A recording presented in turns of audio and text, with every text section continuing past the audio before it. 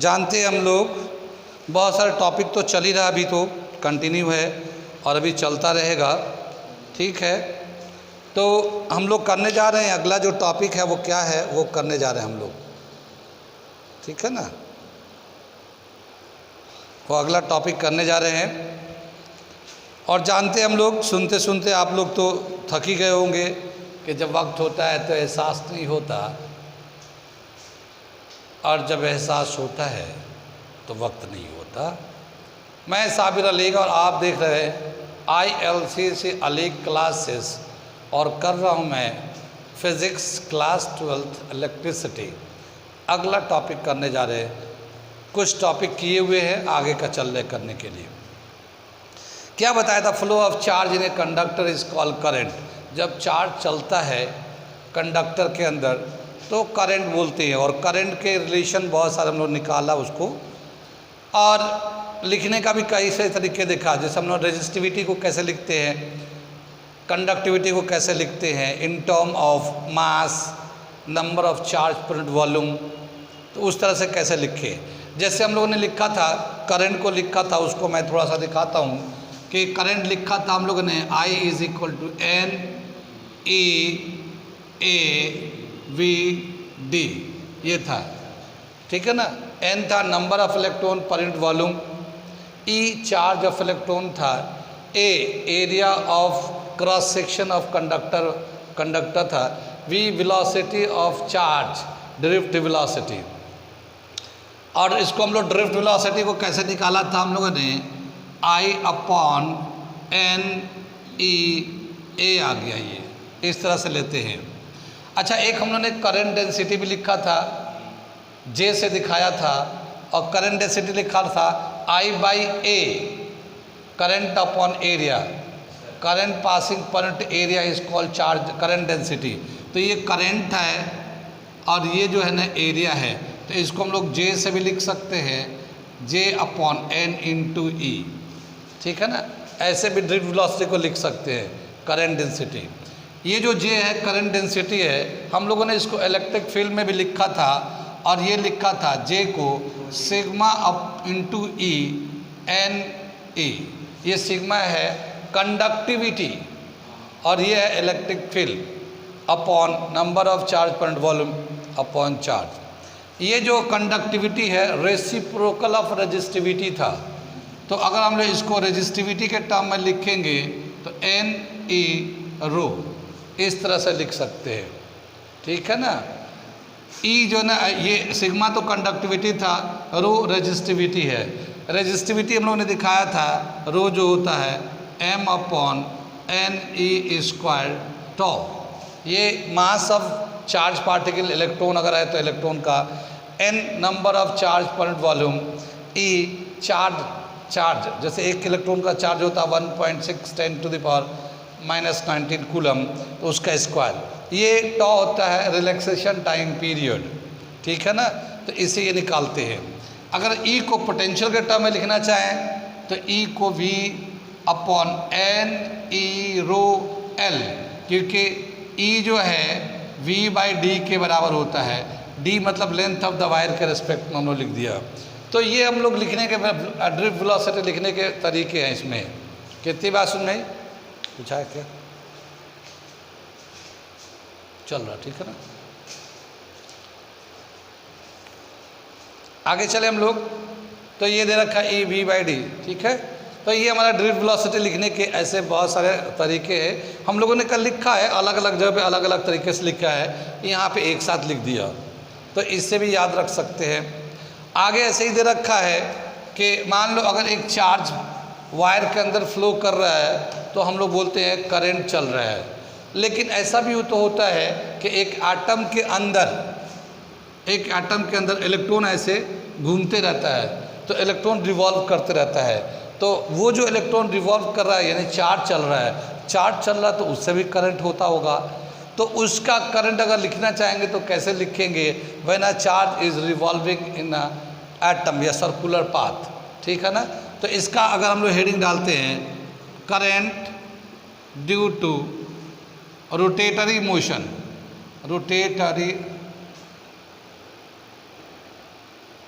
Motion, rotatory motion की वजह से करंट कितना होगा ये हम देखना चाह रहे हैं। तो करंट क्या होता है, Q/T, ठीक है ना। एक बार अगर ये पूरा मूव करेगा तो ये जो है ना टाइम पीरियड कहलाएगा। T होता है time period, time taken to complete one oscillation is called time period, ठीक है ना। टाइम पीरियड जो है 1/ν के बराबर होता है, फ्रीक्वेंसी के बराबर होता है, ठीक है। तो अगर हम लोग टाइम पीरियड को अगर हटा दें तो यहाँ पे Q/ν यानी फ्रीक्वेंसी के बराबर भी हो सकता है करंट। टाइम पीरियड इसके बराबर भी होता है 2π/V, 2πr/V, यानी इसका सरकमफ्रेंस कितना होगा और वेलोसिटी ऑफ इलेक्ट्रॉन कितना है, इससे टाइम पीरियड निकाल सकते हैं। तो अगर हम लोग टाइम पीरियड को इसके हिसाब से चेंज करेंगे तो Q 2πr/V आ जाएगा। ये V को ऊपर ले जाएंगे तो QV 2πr, ऐसे भी लिख सकते हैं हम लोग करंट को, ठीक है ना। करंट एक तो हमने वायर में लिया था तो वो तो अलग कर रहे थे, अब ये सर्कुलर उसमें देखते हैं, सर्किल में अगर चार्ज मूव कर रहा है तो QV/2πr, ठीक है ना। अच्छा, एक रोटेशनल मोशन में जो है V = R ω होता है, लीनियर वेलोसिटी = एंगुलर वेलोसिटी। अगर V/R लिखेंगे तो ओमेगा लिख सकते हैं, कितनी बात समझ में। तो यहाँ पे देखिए ये V/R है, ये V/R है, तो इसको ओमेगा भी लिख सकते हैं। तो क्या हो सकता है Q/2π, ये भी करंट का फॉर्मूला हो सकता है, कितनी बात समझ में आई। तो करंट है Q/T, ये टाइम पीरियड अगर सर्किल में मूव करता है, वन टाइम पीरियड जो है ना T जो है ना 1/ν फ्रीक्वेंसी के बराबर होता है, तो फ्रीक्वेंसी से चेंज करेंगे तो ऐसे हो जाएगा ये।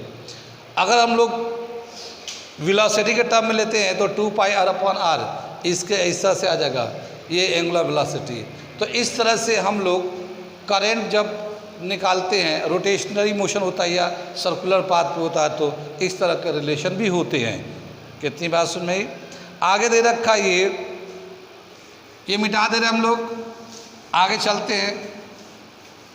कोई भी वायर हो उसमें रेजिस्टेंस होता ही होता है, ठीक है ना।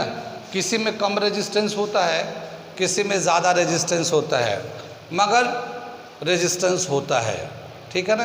कोई भी ऐसा कंडक्टर नहीं है जिसके अंदर रेजिस्टेंस नहीं है, नहीं होता, सब में होता है। हाँ, कुछ स्पेशल केसेस या कंडीशन जब प्रोवाइड करते हैं तो उसमें रेजिस्टेंस ज़ीरो हो जाता है, लेकिन वो स्पेशल कंडीशन प्रोवाइड करेंगे तभी होगा। नेचुरल तौर पे अभी कोई ऐसा एलिमेंट या मेटल नहीं है जो सुपर कंडक्टर हो। सुपर कंडक्टर बोलते हैं जिसके अंदर रेजिस्टेंस नहीं होता, उसे हम लोग सुपर कंडक्टर बोलते हैं।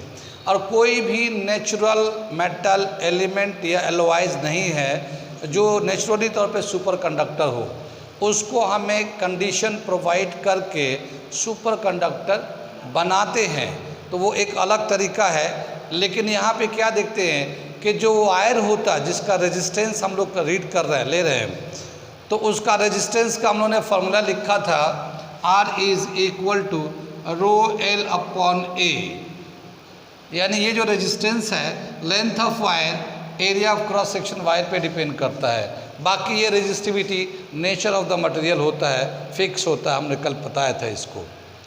लेकिन क्या बताए कि जो वायर होते हैं उनका जो रेजिस्टेंस है, ये जो ओम्स लॉ है, जो ओम्स लॉ बताया था ना, ये कि जो रेजिस्टेंस होता है ओम्स लॉ होता है V = I × R होता है। ये ओम्स लॉ लो टेम्परेचर पे ही वैलिड है। अगर टेम्परेचर हम लोग बढ़ाते हैं तो ओम्स लॉ वैलिड नहीं करता। ओम्स लॉ का मतलब ये जो हम लोग ग्राफ बनाते हैं, ये करंट का इस तरह से स्ट्रेट लाइन, ये स्ट्रेट लाइन नहीं जाता हाई टेम्परेचर पे। हाई टेम्परेचर पे कोई भी कंडक्टर हो वो ओम्स लॉ को ओबे नहीं करता, लो टेम्परेचर पे करता है। तो जो भी हम लोग ये ग्राफ या ओम्स लॉ देख रहे हैं, ये लो टेम्परेचर के तो ओबे करता है, लेकिन हाई टेम्परेचर पे रेजिस्टेंस जो है ना इंक्रीज करने लगता है। जैसे जैसे हम लोग टेम्परेचर बढ़ाते जाएंगे वैसे वैसे रेजिस्टेंस इंक्रीज करता जाता है। तो क्या बताया कि टेम्परेचर डिपेंडेंस ऑफ रेजिस्टेंस, अगला जो हेडिंग करेंगे टेम्परेचर डिपेंडेंस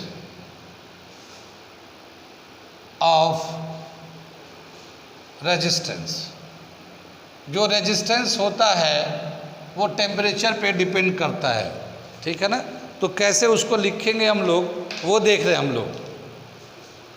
एक फॉर्मूला दे रखा है, क्या बताया कि जैसे जैसे हम लोग टेम्परेचर बढ़ाएंगे वैसे वैसे उसका रेजिस्टेंस बढ़ता जाता है। तो क्या रिलेशन होगा उसके लिए एक फॉर्मूला दे रखा है टेम्परेचर का इफेक्ट का। ये आर दे रखा है, आर नॉट रेजिस्टेंस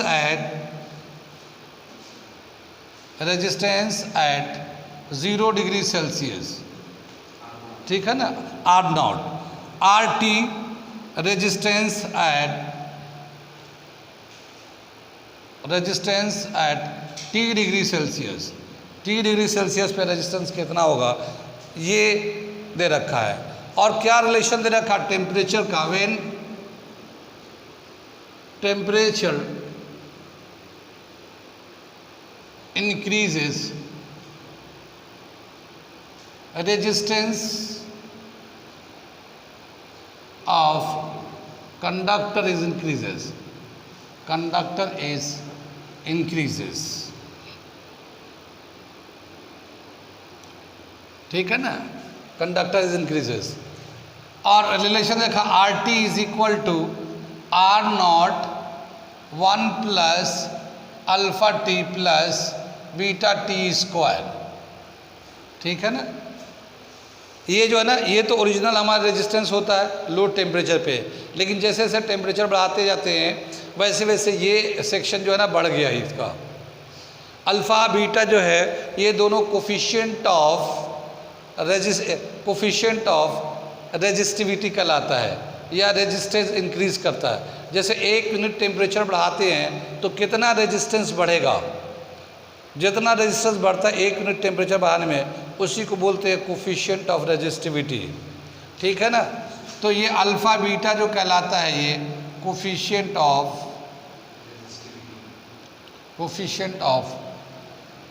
रेजिस्टिविटी, ठीक है ना। रेजिस्टिविटी चेंज नहीं होता एक टेम्परेचर पे, बात समझ रही है। ये जो रेजिस्टिविटी है ये देखिए यहाँ पे, ये जो रेजिस्टिविटी है एक पर्टिकुलर टेम्परेचर पे ये चेंज नहीं होता। लेकिन रेजिस्टिविटी कब चेंज होता है, जब हम लोग टेम्परेचर चेंज करते हैं, टेम्परेचर बढ़ाएंगे तो रेजिस्टिविटी भी चेंज होता है। एक पर्टिकुलर टेम्परेचर पे रेजिस्टेंस लेंथ पे और एरिया क्रॉस सेक्शन पे डिपेंड करता है, रेजिस्टिविटी फिक्स होता है। लेकिन जैसे जैसे टेम्परेचर बढ़ाएंगे हम लोग वैसे वैसे हमारा रेजिस्टिविटी बढ़ने लगता है। कैसे बढ़ने लगता है वो देखिए, रेजिस्टिविटी कैसे बनने लगता है।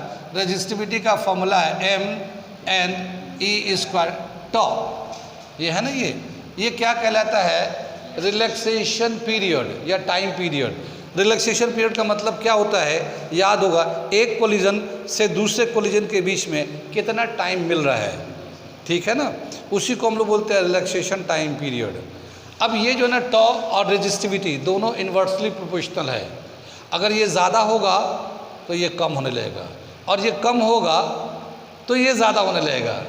कितनी बात में। अब जब हम लोग टेम्परेचर बढ़ाएंगे तो वो जो इलेक्ट्रॉन है या चार्ज है कंडक्टर के अंदर उसके स्पीड बढ़ जाता है, क्या स्पीड बढ़ जाता है। तो जो पहले जितनी देर में जाकर कोलाइड करता था पहले लो टेम्परेचर पे, अब ज़्यादा टेम्परेचर होने के जल्दी से जाकर कोलाइड करता है, जल्दी कोलाइड करता है। तो टाइम पीरियड घट जाता है, रिलैक्सेशन टाइम पीरियड कम हो जाता है और रिलैक्सेशन टाइम पीरियड घटते ही ये रेजिस्टिविटी बढ़ जाता है। कितनी बात सुन में आई। तो जब हम लोग टेम्परेचर बढ़ाते हैं तो रेजिस्टिविटी भी बढ़ जाता है और ओवरऑल रेजिस्टेंस बढ़ जाता है, क्योंकि जब ये बढ़ेगा तो इस पर इफेक्ट आएगा तो रेजिस्टिविटी बढ़ जाता है। लेकिन रेजिस्टिविटी क्यों बढ़ जाता है, क्योंकि रिलैक्सेशन टाइम कम हो जाता है। रिलैक्सेशन टाइम यानी 2 कंसेक्यूटिव कोलिजन का जो टाइम पीरियड था पहले लो टेम्परेचर पे जितना भी था अब उससे कम आएगा, क्योंकि टेम्परेचर बढ़ गया तो स्पीड बढ़ गया, वेलोसिटी बढ़ गया, जल्दी, हाँ, तो ये जो ना ये कम हो जाएगा और ये बढ़ जाएगा। जब ये बढ़ जाएगा तो ये रेजिस्टेंस बढ़ जाएगा। तो इस तरह से रेजिस्टेंस बढ़ता जाता है। ये जो रिलेशन लिया गया है इस वक्त जो है कंडीशन दे रखा when t is greater than 300 ले लेते हैं। तो when t is greater than 300 kelvin, ठीक है, 300 केल्विन, तब ये वाला फॉर्मूला ले लेते हैं, ठीक है ना। कितनी बात सुन भाई। और फिर ये दूसरा लेते हैं RT, temperature particular temperature equal to R0 1 plus alpha t when t is less than equal to 300 kelvin, यानी 300 से कम हो या लगभग 300 तक जाए, तब ये हमारा रेजिस्टेंस जो आएगा ना, ये फॉर्मूला यूज़ करेंगे। यहाँ देखिए, यहाँ पे t पे स्क्वायर था तो यहाँ रेजिस्टिविटी बहुत तेज़ी से बढ़ने लगता है, लेकिन यहाँ पे बढ़ेगा लेकिन हल्के हल्के बढ़ेगा। लेकिन टेम्परेचर कितना है, 300 केल्विन से कम होना चाहिए, ज़्यादा से ज़्यादा 300। तो इस तरह से रेजिस्टेंस का रेजिस्टिविटी बढ़ते जाता है। अगर दो टेम्परेचर पे रेजिस्टेंस को कंपेयर करें, इधर से मिटा दूँ मैं, ये तो मिटा देते हैं हम लोग, ठीक है। अगर हम लोग रेजिस्टिविटी निकालना चाहते हैं, RT is equal to R0 1 plus alpha t, यह है ना फॉर्मूला। हम लोग अल्फा निकालना चाहते हैं, कोफिशिएंट ऑफ रेजिस्टिविटी या इंक्रीजिंग रेजिस्टेंस, किस तरह से, यानी 1 डिग्री टेम्परेचर चेंज करेंगे तो कितना रेजिस्टेंस बढ़ेगा, तो उसको अगर निकालना चाहते हैं तो उसको अल्फा से दिखा रखा है। इस अल्फा निकालना चाहते हैं तो RT is equal to R0 plus R0 alpha t। इसको इधर लाएंगे तो RT minus R0 alpha t। Alpha अगर निकालना चाहेंगे तो RT minus R0 upon R0 t, ये हमारा हो जाता कोफिशिएंट ऑफ रेजिस्टिविटी। यानी एक रेजिस्टिविटी 1 डिग्री टेम्परेचर चेंज करेंगे, 1 डिग्री टेम्परेचर चेंज कर रहे हैं तो कितना चेंज इन रेजिस्टेंस आ रहा, उसके हिसाब से ये हम लोग निकाल सकते हैं, ठीक है ना। बताया क्या कि मान लो अगर हम लोग कंपेयर करना चाहते हैं रेजिस्टेंस को, 2 अलग अलग टेम्परेचर पे रेजिस्टिविटी को कंपेयर करना चाहते हैं तो कैसे कंपेयर करेंगे, comparing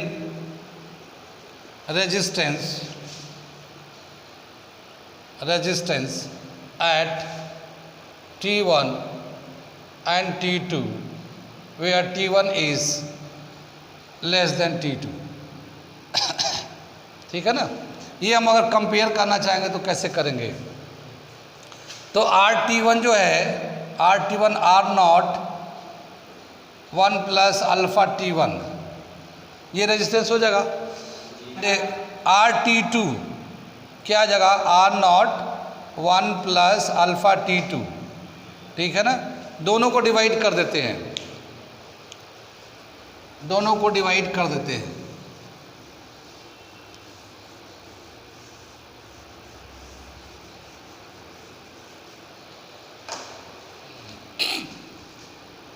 RT1 upon RT2 is equal to R0 कैसे, 1 प्लस अल्फा T1 अपन 1 प्लस अल्फा T2। ये इस तरह से हम लोग कंपेयर कर सकते हैं कौन सा रेजिस्टेंस ज़्यादा है और कितना ज़्यादा टेम्परेचर के रेस्पेक्ट में निकल के आ जाएगा ये, ठीक है। ये दे रखा हमारा एक टॉपिक जहाँ पे टेम्परेचर बढ़ाते हैं तो रेजिस्टिविटी या रेजिस्टेंस एज ए होल बढ़ता है। कि फिर से मैं एक चीज़ को वो बताना चाह रहा हूँ कि ये जो रेजिस्टेंस था रो L/A, तो रेजिस्टेंस जो है L एंड A पे डिपेंड करता। ये रेजिस्टिविटी होता है जो फिक्स्ड होता है एक पर्टिकुलर टेम्परेचर पे, लेकिन जब हम लोग टेम्परेचर को चेंज करते हैं तो रेजिस्टिविटी चेंज होने लगता है, और जब रेजिस्टिविटी चेंज होता है तो एज ए होल रेजिस्टेंस भी चेंज होने लगता है। तो एक टेम्परेचर पे रेजिस्टिविटी चेंज नहीं होता, लेकिन टेम्परेचर अगर बढ़ाएंगे सर्टेन लिमिट से 300 केल्विन के आसपास ले जाएंगे तब टेम्परेचर के बढ़ाने की वजह से रेजिस्टिविटी बढ़ता है और एज ए होल रेजिस्टेंस बढ़ने लगता है, ठीक है ना। मगर एक पर्टिकुलर टेम्परेचर पे रेजिस्टिविटी कांस्टेंट रहता है। और रेजिस्टिविटी किसकी वजह से बढ़ता है, रिलैक्सेशन टाइम पीरियड की वजह से। वो घट जाता है। तो हम ये इसके वजह से ये हमने रिलेशन दिखाया। इसको आगे दे रखा है, अगला टॉपिक करने जा रहे हैं हम लोग, stretching of wire.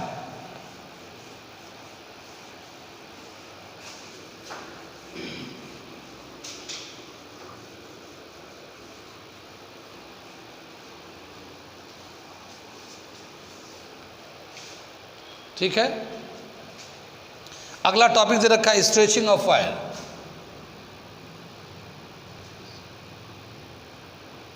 Stretching of wire,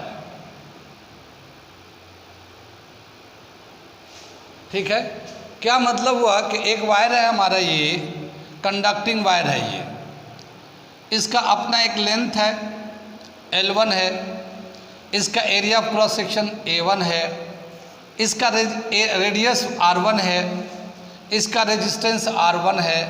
कुछ बात में, इस वायर का लेंथ L1 है, area of cross section A1 है, इसका रेडियस R1 है, रेजिस्टेंस R1 है, कैपिटल R1 है।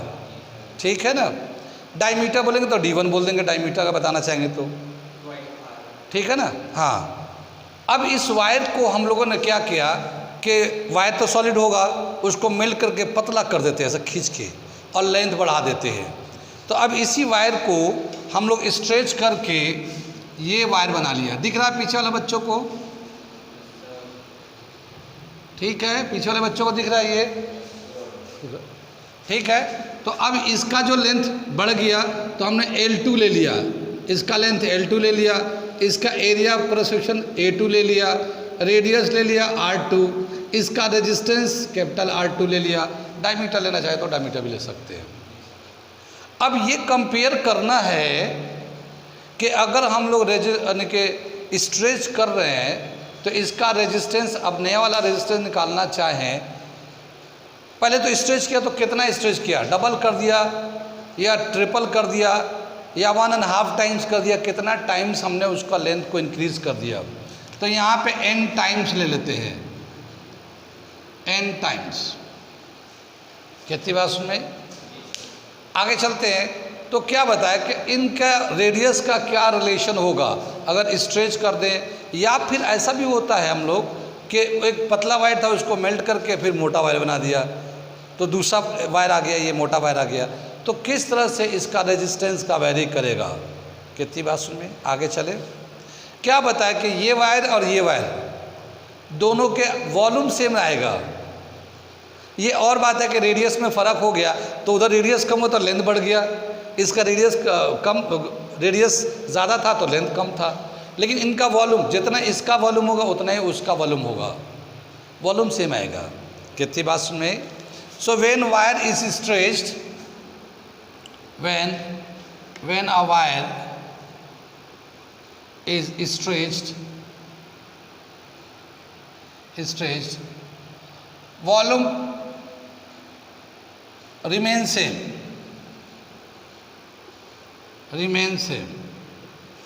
ठीक है ना। और इसको हम लोग वॉल्यूम कैसे निकालते हैं, A1 L1 is equal to A2 L2, ये हो जाएगा area of the base, area of the edge into height. तो ये इसका सेम रहेगा। इस वायर का अगर रेजिस्टेंस निकालते हैं R1 का, R1 अगर निकालना चाहेंगे रो L1 A1 ऐसे आ जाएगा ये, ठीक है ना। ये सेम मटेरियल है, सेम टेम्परेचर पे है तो इसकी रेजिस्टिविटी कांस्टेंट रहेगा। सेम मटेरियल है और सेम टेम्परेचर पे ही है तो इसकी रेजिस्टिविटी उतना ही रहेगा, कांस्टेंट रहेगा। तो इस वाले का रेजिस्टेंस का फॉर्मूला तो ये निकाल दिया। और अगर हम लोग इसको उधर वाले को लेंगे तो वो R2 is equal to row L2 A2, ये ऐसे आ गया। कितनी बात सुनी।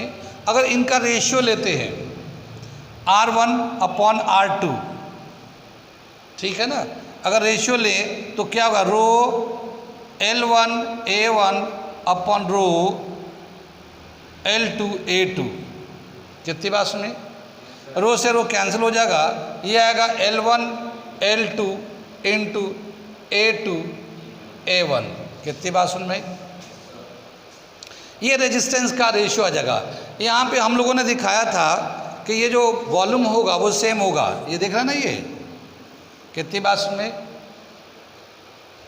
ये वॉल्यूम जो था सेम है। तो यहाँ से हम लोग A1 upon A2 is equal to L2 upon L1 relation निकाल सकते हैं। यहाँ पे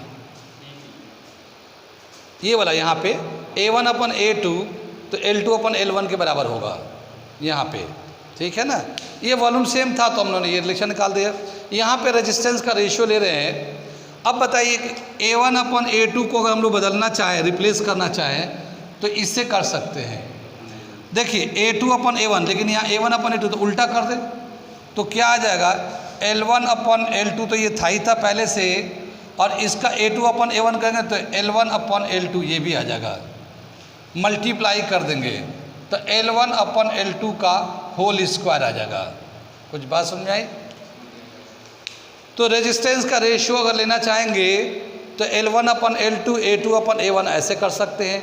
अगर एरिया को लेंथ से रिप्लेस करेंगे तो L1 अपॉन L2 ही आएगा ये, और इसको करेंगे तो L1 अपॉन L2 का होल स्क्वायर आ जाएगा। ये डायरेक्ट है R1 L1 R2 L2, क्योंकि वो डायरेक्ट है ना, वो तो लेंथ से डायरेक्टली प्रोपोर्शनल है। कितनी बात में, अगर हम लोग एरिया के टर्म में दिखाते तो ये A2 अपॉन A1 है, और ये L1 अपॉन L2 को अगर रिप्लेस करते L1 upon L2 A2 upon A1 कर लेंगे, है ना। तो क्या हो जाएगा, यहाँ पे R1 upon R2 is equal to A2 upon A1 तो था ही था, और ये L1 अपॉन L2 था। L1 अपॉन L2 को हटाकर हम लोग देखिए L1 upon A2 upon A1 लिख सकते हैं। तो क्या आएगा, A2 अपॉन A1 तो पहले से था ही था, और A2 अपॉन A1 ये ले लिया। तो अब क्या होगा, R1 अपॉन R2 जो होगा A2 अपॉन A1 का होल स्क्वायर, ये होल स्क्वायर हो गया। कितनी बात सुन में?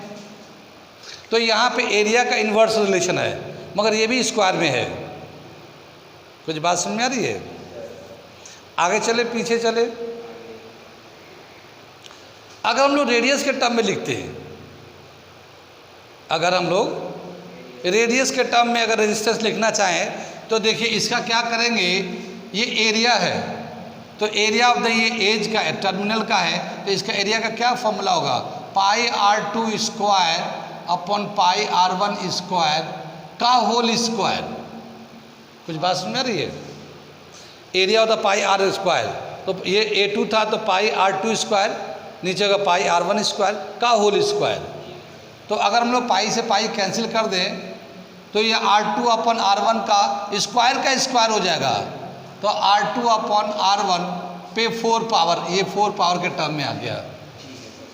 कितनी बात समझ में आई? आगे चले पीछे चले, समझ में आ रहा है? तो क्या बताए कि अगर दो रजिस्टर का, एक ही रजिस्टर को अगर स्ट्रेच कर दे और स्ट्रेच करने के बाद उनके रेजिस्टेंस का रेशियो निकालते हैं तो किस इन्फॉर्मेशन को, कौन सा इन्फॉर्मेशन दे रखा है, उसके हिसाब से हम लोग रेजिस्टेंस को आराम से निकाल सकते हैं। वो क्या क्या दे रखा है वो हम बता रहे हैं। यहाँ पे सबको एक साथ लिख देते हैं, ठीक है ना। क्या है, सबको एक साथ लिख देते हैं, लिख सकते हैं हम लोग। देखिए R1 अपॉन R2 जो है इसको लिखेंगे L1 upon L2 into A2 upon A1। एक फॉर्मूला तो ये है।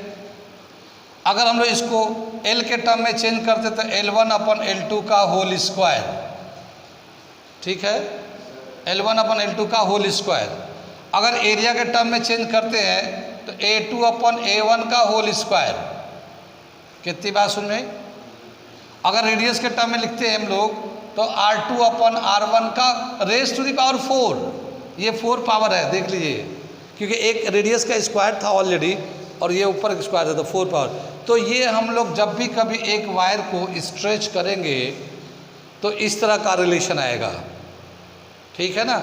अगर बोला क्या कि जो स्ट्रेच किया हुआ वायर है वो ओरिजिनल वायर का एन टाइम्स है, तो फिर क्या होगा, ये फॉर्मूला वो हम दिखा रहे हैं। इतनी बात समझ में आ गई ना। इधर से मैं हेडिंग को मिटा रहा हूँ, ये सब ठीक है, ये बिल्कुल सही है, समझ में आ रही बात। अब क्या बताया कि जैसे हम लोगों ने ये वायर था, इतना बड़ा लेंथ था, इसको हमने स्ट्रेच करके इतना बड़ा किया। तो ये जो L2 है, सपोज करते L2 जो है ना L1 का डबल है। अगर ये 5 सेंटीमीटर था, वो 10 सेंटीमीटर हो गया तो डबल हो गया। तो अगर L2 L1 के रेस्पेक्ट में दे रखा n टाइम्स है, n टाइम्स है, if L2 is n times of L1, ठीक है, तो क्या हो जाएगा R1 अपन R2 कैसे निकालेंगे? देखिए L1 अपन L2 का होल स्क्वायर था, कितनी बात सुन में, और L2 की जगह पे हम लोग n L1 लिख सकते हैं, इसका स्क्वायर कर दिया, ठीक है ना। ये L1 कैंसिल हो जाएगा, 1/n स्क्वायर, कितनी बात सुन में। ये R1 जो ना पहले का रेजिस्टेंस था, R2 कब का है? जब उसको स्ट्रेच करके लंबा कर दिया गया तब का रेजिस्टेंस है, दूसरा वाला जो लेंथ बढ़ा दिया गया। अब ये देखिए n स्क्वायर आ गया, 1/n स्क्वायर। अगर इसको हम लोग क्रॉस मल्टीप्लाई करेंगे तो क्या होगा? n square R1 is equal to R2 square. क्या मतलब हुआ कि जो हम लोग स्ट्रेच करेंगे तो उसका रेजिस्टेंस जो है ना ये R2 है, और वो बढ़ जाएगा, n स्क्वायर टाइम्स रेजिस्टेंस बढ़ जाएगा। अगर मान लो हम लोग डबल किया, L2 डबल किया, L2 जो है ना 2 है, तो क्या करेंगे? यहाँ 2 लेंगे, 2 का स्क्वायर 4, यानी कि जो ओरिजिनल रेजिस्टेंस था उसका 4 गुना बढ़ जाएगा रेजिस्टेंस। कितनी बात समझ में आई? आगे चले पीछे चले। अगर मान लेते हैं कि पहले ये जो है ना पहले ही बड़ा लंबा था, बहुत पहले ही ये, अब इसको हम लोगों ने मेल्ट करके और छोटा सा बना दिया, ठीक है ना। और ये जो वायर का लेंथ था, जैसे पहले L1 था, अब ये L2 जो है L1 का आधा है, L1 का आधा L/2 हो गया। तो हम लोग कहाँ लेंगे? हम लोग n का वैल्यू कितना हो जाएगा? यहाँ पे n का वैल्यू हो जाएगा 1/2। कितनी बात सुन में? यहाँ पे n का वैल्यू कितना? 1/2। अगर हम लोग इसमें डालते हैं, इसमें डाले तो क्या आ जाएगा हमारा? देखिए R1/R2 L1/L2 का होल स्क्वायर है ना ये। अब हम लोगों ने L2 जो है, L1 तो उतना ही है, L2 हमने L1 का आधा लिया है, L/2 लिया है। कितनी बात सुन में? इसका स्क्वायर कर लिया, ठीक है, ये इसको कैंसिल कर दिया, तो ये जो है 2 का स्क्वायर आ जाएगा ऐसे। या यहाँ पे जो है n जो था 1/2 था, यहाँ पे n का वैल्यू 1/2 था, तो हम लोग कैसे चेंज करेंगे इसको मैं यहाँ से चेंज करता हूँ, थोड़ा n के टर्म में चेंज करता हूँ। तो यहाँ पे जो है L1 तो ऐसे ही है, और L2 की जगह पे n L1 ले लिया, इसका स्क्वायर कर दिया, L से L कैंसिल होगा, 1/n स्क्वायर, जैसे यहाँ था वही सेम आ गया ये। अब क्रॉस मल्टीप्लाई करेंगे तो n स्क्वायर R1, ये R2 आ गया, बिल्कुल सेम आ गया। लेकिन यहाँ पे n जो है कितना वैल्यू? 1/2, 1/2 का स्क्वायर करेंगे तो 1/4, यानी रेजिस्टेंस घट गया, 1/4 हो गया। कितनी बात समझ में आई? तो क्या समझ में आया कि किसी वायर को अगर स्ट्रेच करते हैं तो लेंथ के टर्म में अगर दे रखा है, ठीक है ना, लेंथ के टर्म में, तो कितना टाइम्स, चाहे वो लेंथ डबल हो, ट्रिपल हो, या 1/2 हो, 1/3 हो, n का वैल्यू वो लेंगे 2, 3 या 1/2, 1/3 लेंगे, और जो नया रेजिस्टेंस होगा R2 n स्क्वायर R1 के बराबर होगा। वेयर n जो है 2, 3, 1/2, 1/3 कुछ भी हो सकता है। कितनी बात सुन में? अगर यही चीज़ रेडियस के टर्म में दिया होता तो, जैसे हम लोग लेंथ के टर्म में ये कर रहे थे, नहीं तो लेंथ बढ़ गया, लेंथ घट गया। अगर हमें बोला कि रेडियस बढ़ गया, डबल हो गया, या रेडियस घट गया, n टाइम्स रेडियस में चेंज हुआ, तो फिर कैसे निकालेंगे? वो निकालना हो। ये था if L is n times of L1, ये लेंथ के टर्म में, इन टर्म ऑफ लेंथ, यहाँ पे लिख लीजिए इन टर्म ऑफ लेंथ। ये जो चेंज आ रहा है हम लोग लेंथ के टर्म में आ रहा है, ठीक है। अगर हमने रेडियस के टर्म में चेंज क्वेश्चन में दे तो कैसे करेंगे? यहाँ पे हम लोग दूसरा पार्ट करने जा रहे हैं।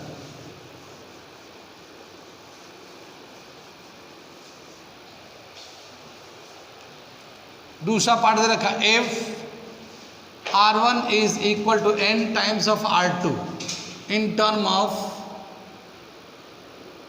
रेडियस,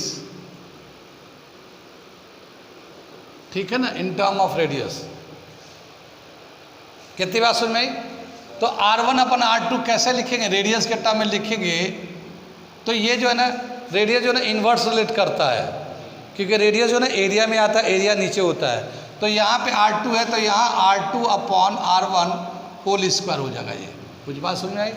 नहीं सॉरी 4 पावर, कितना 4 पावर आ जाएगा। ये देख रहे ना, ये इस तरह से चेंज आएगा इसमें।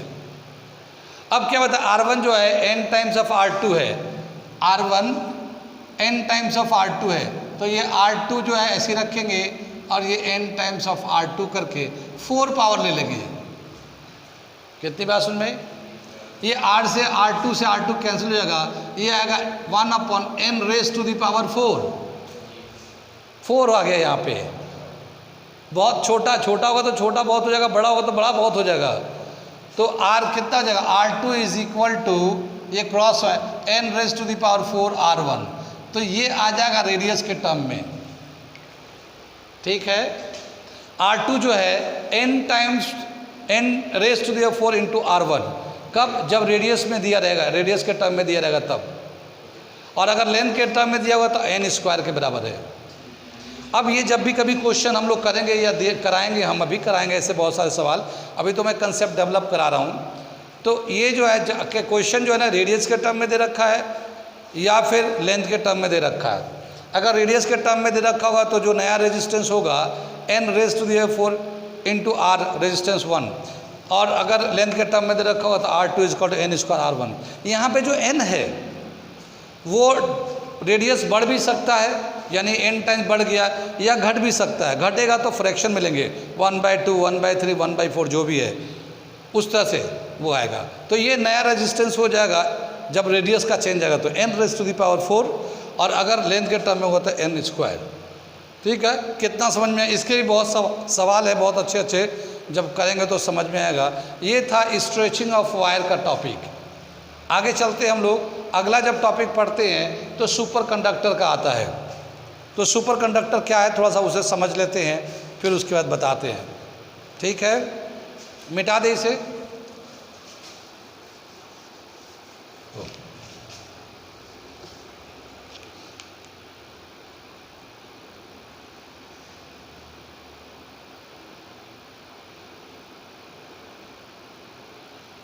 सुपर कंडक्टर, सुपर कंडक्टर के बारे में सबसे पहले बताया है एच के वुन्स, एच के मर्लिंग ओन्स 1911 में। एच के ओन्स भी बोलते हैं, ठीक है ना। ये इन्होंने सबसे पहले 1911 में सुपर कंडक्टर के बताया। क्या बताया कि जो हमारा कंडक्टर होता है उसके अंदर ये जो हमारा वायर है, कंडक्टिंग वायर है, इसके अंदर नेगेटिव चार्ज भी होता है और पॉजिटिव चार्ज भी होता है। जब हम लोग बैटरी से लगाते हैं तो एक तरफ नेगेटिव चार्ज और दूसरी तरफ पॉजिटिव चार्ज चलने लगता है। लेकिन हम लोगों ने कल बताया था कि जो नेगेटिव चार्ज है वो तो इलेक्ट्रॉन होता है, और जो पॉजिटिव चार्ज होता है वो कोर होता है। कोर मतलब एटम, जिसमें प्रोटॉन न्यूट्रॉन होते हैं, उसका मास बहुत ज़्यादा होता है। कितनी बात में? मास बहुत ज़्यादा होता है एज़ कम्पेयर टू इलेक्ट्रॉन। जैसे हम लोग क्या होता है कि एक नाले में पानी जब बहता है तो जहाँ पे नाले के पानी को अगर मिक्स कर देंगे ना तो गंदगी भी बहेगा, पानी भी बहेगा, लेकिन कुछ टाइम छोड़ देने के बाद सारे मिट्टी नीचे बैठ जाते हैं और ऊपर में खाली पानी पानी चलने लगता है। तो नाले के ऊपर पानी जो चलता है बिल्कुल ट्रांसपेरेंट होता है, बहुत साफ़ हो जाता है। नीचे सारे डस्ट बैठ जाते हैं, मड बैठ जाते हैं, ऊपर में पानी चलने लगता है। ऐसे ही बताया क्या कि अगर किसी कंडक्टर को टेम्परेचर कम किया जाए, टेम्परेचर कम किया जाए तो जो हेवी पार्टिकल होगा उसका एनर्जी भी कम होगा और उसका मूवमेंट डिक्रीज करेगा बहुत fast as compare two electron. यानी जो न्यूक्लियस है जिसका इलेक्ट्रॉन लॉस किया है, तो न्यूक्लियस का मास बहुत ज़्यादा है, तो जब हम लोग कूल करेंगे तो उसका जो मूवमेंट है बहुत तेज़ी से कम होगा। इलेक्ट्रॉन का मास बहुत कम है तो वो रैंडम मोशन रहेगा। तो क्या देखा गया कि टेम्परेचर कम करते करते करते करते जब माइनस में लेते सेल्सियस में, तो एक ऐसा स्टेज आता है जहाँ पे सारे पॉजिटिव आइंस कटाइंस का मूवमेंट बिल्कुल नल हो जाता है, ज़ीरो हो जाता है, और नीचे वो सेट हो जाता है, सेटल हो जाते हैं, और ऊपर में सिर्फ इलेक्ट्रॉन इलेक्ट्रॉन इलेक्ट्रॉन रहता है, और वो इस टर्मिनल के हिसाब से एक डायरेक्शन में जाने लगेगा। और उसका कोलिजन जो होता था, जो अपोजिट से चार्ज पॉजिटिव आता था ना, वो कोलिजन बिल्कुल ख़त्म हो जाता है, कोलिजन ख़त्म हो जाता है, क्योंकि जो पॉजिटिव चार्ज है वो तो सेटल हो गया नीचे, क्योंकि लो टेम्परेचर की वजह से, तो नीचे सेट होगा तो सिर्फ एक ही चार्ज चलता रहेगा, और सिर्फ एक चार्ज चलेगा तो कोलिजन नहीं होगा, और जब कोलिजन नहीं होगा तो कोई हिंड्रेंस नहीं होगा, हिंड्रेंस नहीं होगा तो रेजिस्टेंस नहीं होगा, रेजिस्टेंस नहीं होगा तो वही सुपर कंडक्टर हो जाता है। सुपर कंडक्टर किसको बोलते हैं? A conductor in which the resistance is zero is called super conductor. और सुपर कंडक्टर कैसे डिफाइन करेंगे? A conductor in which resistance is zero is called superconductor। ठीक है ना? A conductor can, दूसरा पॉइंट है, a conductor can be convert into superconductor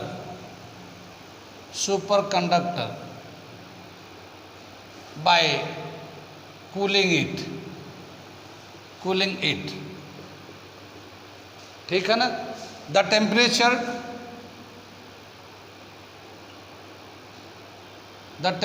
at which a conductor becomes superconductor, conductor becomes superconductor is called critical temperature। ठीक है ना? Critical temperature, यानी जिस टेम्परेचर पे एक कंडक्टर सुपर कंडक्टर की तरह हो जाता है या बिहेव करने लगता है, उस टेम्परेचर को बोलते हैं क्रिटिकल टेम्परेचर। ठीक है? जैसा गेट खोल के आइएगा, गेट खोल दीजिए, गर्मी आने लगी बहुत तेज़ी से।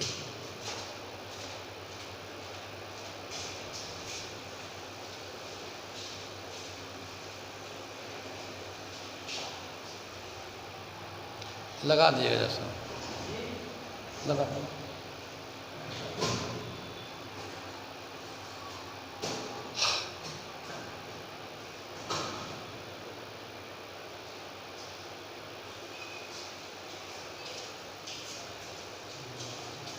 आगे चले, क्रिटिकल टेम्परेचर समझ में आ गया। एच के उन्स ने जो सबसे पहला एलिमेंट था जिसका क्रिटिकल टेम्परेचर पता किया या जिसको सुपर कंडक्टर में कन्वर्ट किया, वो था mercury. The first metal which converted into super conductor by H.K. Unz was mercury। Mercury Hg उसका सिंबल है, और इसका क्रिटिकल टेम्परेचर था, it's critical temperature is 4.2 kelvin. ये देखिए, ये केल्विन में है। क्या है? 0 डिग्री सेल्सियस जो होता है वो 273.16 केल्विन के बराबर होता है। ठीक है ना? तो जब हम लोग चेंज करते हैं तो ये देखिए 4.2 केल्विन, वो माइनस में हम लोग चला जाता है सेल्सियस डिग्री। हम लोग कन्वर्ट करना सिखाएंगे, एक स्केल बताएंगे केल्विन का, फ़ारेनहाइट का, सेल्सियस का, वो 11th क्लास में भी है, तो हम बता देंगे, अभी फ़िलहाल मैं बता रहा हूँ। तो क्या बताया कि जो मरकरी था वो पहला एलिमेंट था जिसको H.K. उन्स ने क्रिटिकल टेम्परेचर निकाला और बताया कि ये सुपर कंडक्टर की तरह बिहेव करता है। अब तो बहुत सारे एलिमेंट, ज़्यादातर एलिमेंट का क्रिटिकल टेम्परेचर अब पता कर चुके हैं हम लोग। कितनी बात समझ में आई?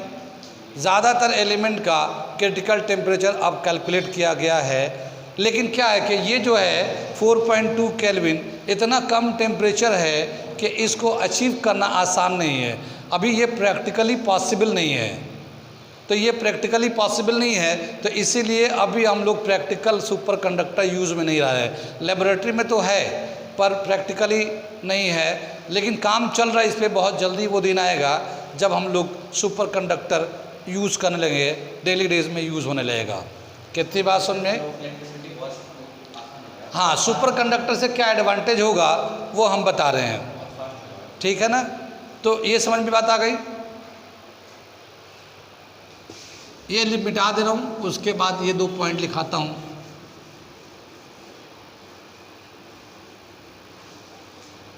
सुपर कंडक्टर का advantage, advantage of superconductor, advantage of super conductor.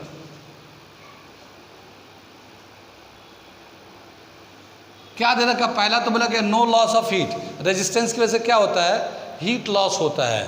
तो no loss of heat, heat का कोई लॉस नहीं होगा।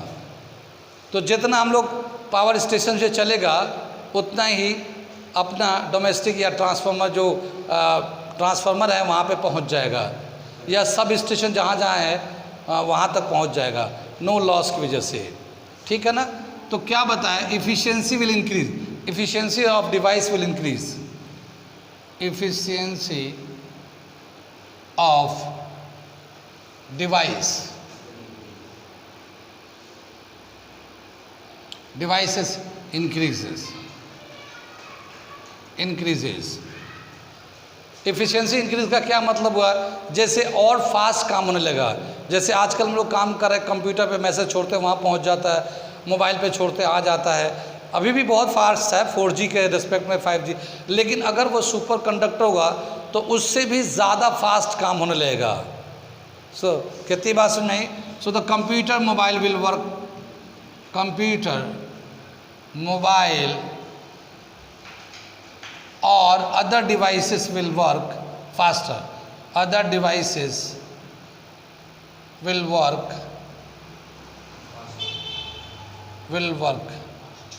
Faster than now. अभी से भी ज़्यादा फास्ट काम करने लगेगा, बेटर काम करने लगेगा। कितनी बात सुने? सुपर कंडक्टर के लिए वो दिन आने वाला है जल्द ही। क्या बताया कि जो ओम्स लॉ है कहाँ कहाँ वैलिड नहीं करता, limitation of Ohm's law, Ohm's का लॉ का लिमिटेशन बीच में रह गया। नहीं, ये तो हम सुपर कंडक्टर पे आ गए, इससे पहले था हमारा ओम्स लॉ का लिमिट, तो हम करा देते, कोई बात नहीं।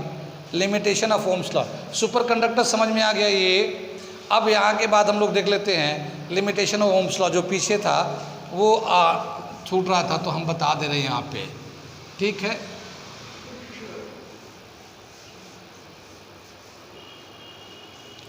लिमिटेशन ऑफ ओम्स लॉ के हिसाब से क्या बताया? लिमिटेशन ऑफ ओम्स लॉ, ठीक है। पहला दे रखा Ohm's law, Ohm's law does not obey at higher temperature. अभी जो है ना टेम्परेचर का कर रहे थे ना हम लोग, रेजिस्टेंस बढ़ जाता, तो हायर टेम्परेचर पे ओम्स लॉ ओबे नहीं करता।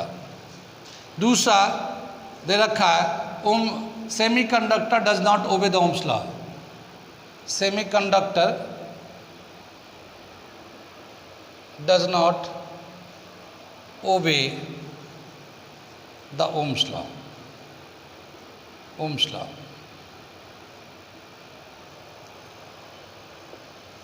कितनी बात सुनी? इसमें हायर टेम्परेचर में क्या बताया है कि हायर टेम्परेचर के लिए दे रखा है कि V/I जो है ये ऐसे जब टेम्परेचर बढ़ाते हैं ना तो हायर टेम्परेचर पे जाने के बाद ये ऐसे होने लगता है, बेंड होने लगता है ये, ठीक है ना। इधर शुरू लो टेम्परेचर पे तो ठीक काम कर जाएगा, पर जैसे जैसे वो हाई टेम्परेचर पे जाता है वो बेंड होने लगता है। तो हायर टेम्परेचर पे ओम्स लॉ वैलिड नहीं करता है। और सेमीकंडक्टर का जो ग्राफ बनता है वो इस तरह से बनता है।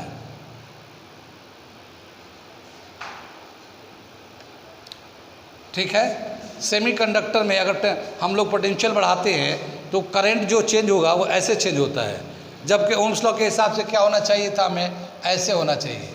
ठीक है ना, लेकिन ये जो सेमीकंडक्टर में इस तरह का चलता चेंज होता है, तो सेमीकंडक्टर ओम्स लॉ को ओबे नहीं करता है और हायर टेम्परेचर पे नहीं होता। और इलेक्ट्रोलाइट का भी दे रखा है, इलेक्ट्रोलाइट भी, इलेक्ट्रोलाइट जानते हैं किसको बोलते हैं? The solution which dissociated into two ions when current passes through it is called electrolytes।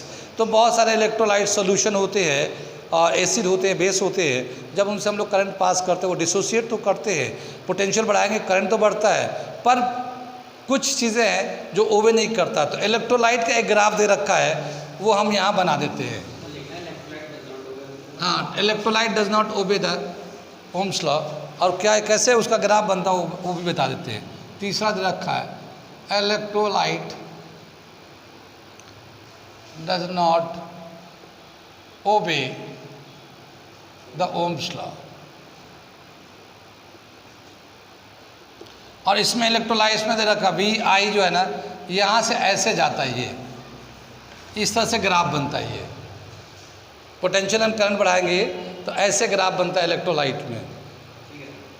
हाँ, तो ये ग्राफ हो गया। तो ये लिमिट जो ना, लिमिटेशन थोड़ा सा पीछे रह गया था वहाँ पे, और उसके बाद सुपर कंडक्टर, इसके बाद सुपर कंडक्टर था।